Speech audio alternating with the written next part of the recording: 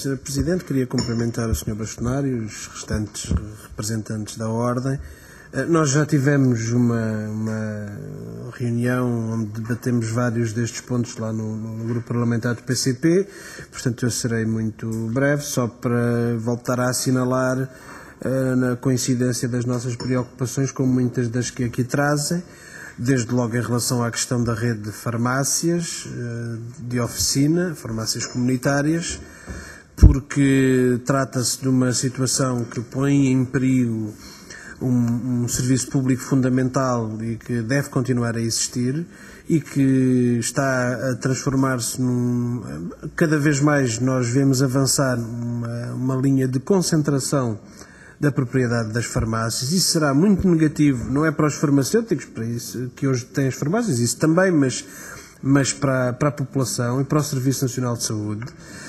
Por outro lado, parece-nos ser necessário encontrar um mecanismo de financiamento que possa combinar os efeitos da baixa do preço de muitos medicamentos com uma forma de financiamento até um determinado valor de medicamentos que não faça depender o financiamento das farmácias da margem em relação ao preço. Isso permitiria uma base mínima de sustentabilidade a um determinado nível, que, enfim, certamente não resolverá todos os problemas, mas pelo menos se traduzirá num grau maior de fiabilidade e estabilidade a nível financeiro. A nossa ideia não é que esse FII, essa taxa, seja paga pelos utentes, ao contrário do que se anda para aí a dizer, nos parece que isso seja adequado. Penso que deve ser equacionado o seu pagamento pelo Estado. Depois, uma outra questão tem a ver com outras questões têm a ver com a questão dos medicamentos sem receita médica. Enfim, só para dizer que temos vindo desde o início a alertar para esse problema. O facto de se incluir um medicamento na lista dos medicamentos não sujeitos a receita médica deve obedecer a critérios técnicos muito apurados e não a uma mera orientação de política de alargar o número de medicamentos nessa lista. E em determinada altura um ministro declarou, de um governo anterior, declarou que tinha como objetivo aumentar o número de medicamentos nesta lista. Ora, isso não pode ser definido como objetivo político. Ou então deixamos de ter critérios técnicos para a inclusão na lista. Parece-nos que a questão da terceira lista podia ter alguma validade e é uma das matérias que certamente devia ter atenção da parte do Governo. Quanto à intervenção, ao aumento da intervenção dos farmacêuticos, designadamente nas farmácias de oficina, o que nós achamos é que certamente há ainda alguma margem para melhor aproveitar as competências técnicas e científicas destes profissionais. Agora, não estaremos de acordo se isso se traduzir numa retirada de funções e de capacidade dos centros de saúde. Penso que a população não ficaria melhor servida com uma postura com uma alteração nesse sentido e, aliás, por muito que isso seja desejável para quem quer progressivamente ir enfraquecendo a rede, não é a ordem dos farmacêuticos, mas para quem quer, como se está a ver no momento, ir progressivamente enfraquecendo a rede de cuidados primários de saúde.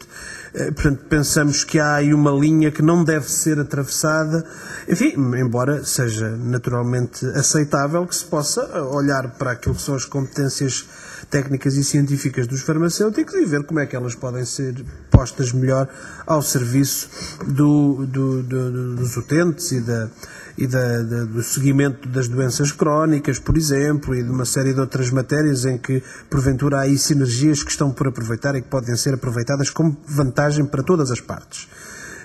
Depois, quanto à questão, quanto a outras questões, queria também dizer que vemos como importante esta reivindicação da Ordem dos Farmacêuticos em relação à carreira farmacêutica. Nós temos sido muito críticos de uma terraplanagem de carreiras feita no Serviço Nacional de Saúde e na Administração Pública em geral, e parece-nos que na área da saúde, por maioria de razão, a carreira protege o profissional e protege o utente e a qualidade do serviço. E, portanto, desse ponto de vista, parece-nos adequada esta opção e procuraremos também contribuir na medida própria para que ela se possa concretizar.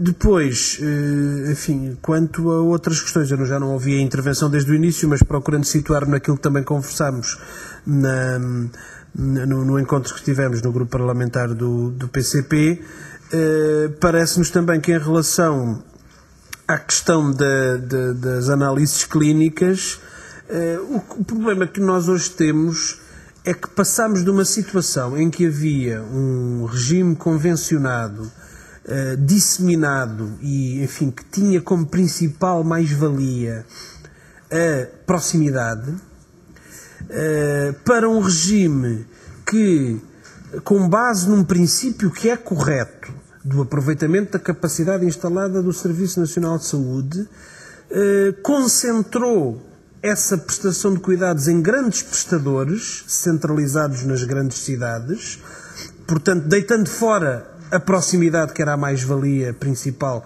da rede de pequenos prestadores que tinham uma função de complementaridade importante.